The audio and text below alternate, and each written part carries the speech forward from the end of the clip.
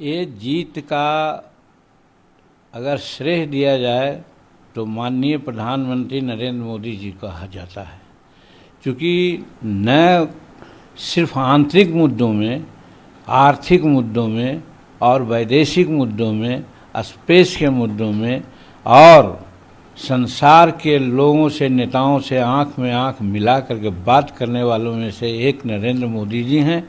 इसी का फल है कि भारत की जनता चाहती है कि हम नरेंद्र भाई मोदी जी को मिस न करें।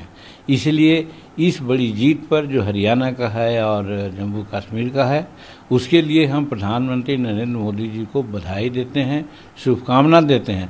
और एक चीज़ और कहना चाहते हैं जो शायद कोई नहीं कहता है, हरियाणा का जीत का अगर विश्लेषण करें तो वहाँ सबसे बलिष्ठ जाति जाट होते हैं और कांग्रेस वालों ने जाट की राजनीति किया और जाट की राजनीति करने के फलस्वरूप बाकी जितनी जातियां हैं, जिसमें हमारे शेड्यूल कास्ट के भी लोग हैं, सब एक होकर के नरेंद्र मोदी जी के नेतृत्व में विश्वास किया।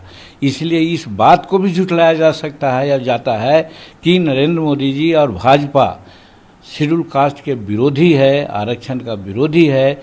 ऐसे करने वालों के मुंह पर कड़ा तमाचा लगाया है हरियाणा का चुनाव ने। इसीलिए हम नरेंद्र भाई मोदी जी, अमित शाह जी और नड्डा साहब सबको हम बधाई देते हैं। लेकिन पार्टी कह रही है कि हरियाणा की जो हार है इसको हम स्वीकार नहीं कर सकते, क्योंकि एक तरह से ईवीएम को भी वो दोष देते हैं। एक चीज़ है, ये तो पुरानी बात उनकी है। जब वो हारते हैं तब ईवीएम का दोष देते हैं। कर्नाटक में जीते तो ईवीएम, कौन ईवीएम काम कर रहा था? आज अगर मान लीजिए कि यहाँ हरियाणा में ही आज सेकंड पार्टी वो बन गए तो ईवीएम उनके लिए खराब, अच्छा नहीं था या खराब नहीं था। उसी प्रकार से जब कश्मीर की भी बात आई या दूसरे दल के लोग जीते तो उसमें ईवीएम कम नहीं आया। सबसे मुद्दा तो कश्मीर का था। कश्मीर में 370 क्लाउज को हटाया गया और वहाँ के लोग ये कह करके चुनाव लड़े हैं कि हम पीओ के साथ मिल करके पाकिस्तान के साथ मिल करके हम वार्ता करेंगे, जो हमारे एनडीए गवर्नमेंट के लिए और नरेंद्र भाई मोदी जी के लिए विपरीतात्मक बात है। तो वैसी परिस्थिति में अगर हमको करना होता है, ईवीएम में गड़बड़ करते तो हम कश्मीर में करते, वहाँ हम बहुमत लेते कि हम 370 को सेव करते और जो पाकिस्तान परस्ती उन लोगों की नीति है उसको मात देते, तो हम वहाँ करते। हम हरियाणा में क्यों करते? लेकिन कहने का मतलब है कि इन लोगों का कोई सिद्धांत नहीं है, कोई थेसिस नहीं है।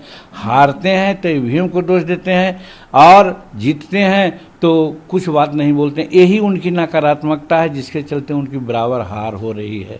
और सकारात्मकता है हमारे एनडीए के लोगों में, जिसके चलते सबको लेकर के चलने में आज साबित कर दिया हरियाणा में कि सबको, शेड्यूल कास्ट है, आदिवासी है, अन्य तबके के लोग हैं, सबको उन्होंने आगे लेकर चलने की बात किया और सब लोगों ने अगाध विश्वास व्यक्त किया, जिसकी आज जीत है, ट्रिपल जीत हुई है, एक ऐतिहासिक जीत है। इस पर हम नरेंद्र भाई मोदी जी को, नड्डा साहब को और अमित शाह जी को बहुत बहुत बधाई देते हैं। और आखिरी बार में राजनीति हो रहा है कि तेजस्वी यादव को बतौर उप मुख्यमंत्री जो घर आवंटित किया गया था, जब उन्होंने खाली किया तो टोटी ले गए, वॉश बेसिन ले गए, सोफा ले गए, बेडशीट ले गए, ये सबके आरोप लग रहे हैं। एक हम लोग के यहाँ कहावत है कि चोर चोरी से गया कि टूमा फेरी से भी गया।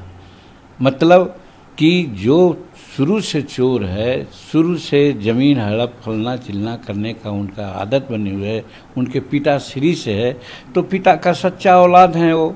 और इसी तरह से एक शो कर दिया कि साहब हम छोटी चीज़ को भी नहीं पकड़ सकते हैं, बड़े चीज़ को कहना क्या है।